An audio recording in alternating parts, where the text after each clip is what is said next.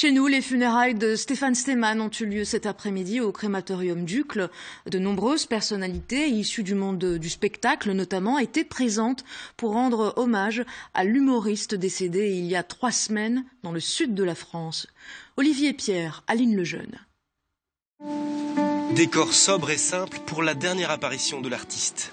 Dans la salle, les proches et les nombreux amis venus rendre un dernier hommage à Stéphane Stéman, l'humoriste, mais aussi le plus célèbre des tintinophiles. Marion est bien sûr là, sa fidèle complice de planche ou de petit écran.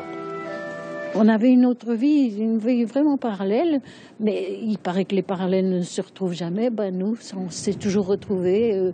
À l'instant, on se rencontrait, on savait qu'il y avait un boulot à écrire, un petit sketch, et ça y est, c'était reparti. C'est magique.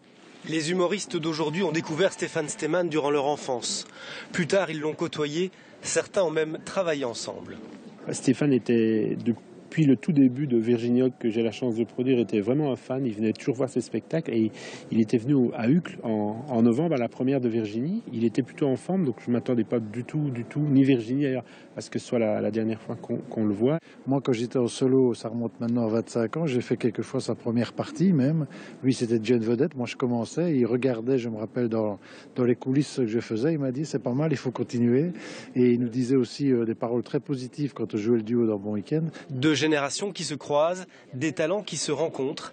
Stéman a inspiré beaucoup d'entre eux. Tous on a été inspirés par lui parce qu'à une époque, il faut savoir qu'il n'y avait que lui.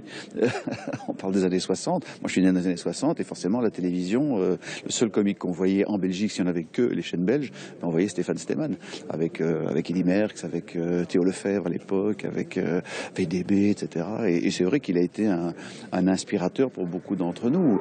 C'est la consternation dans la Constitution.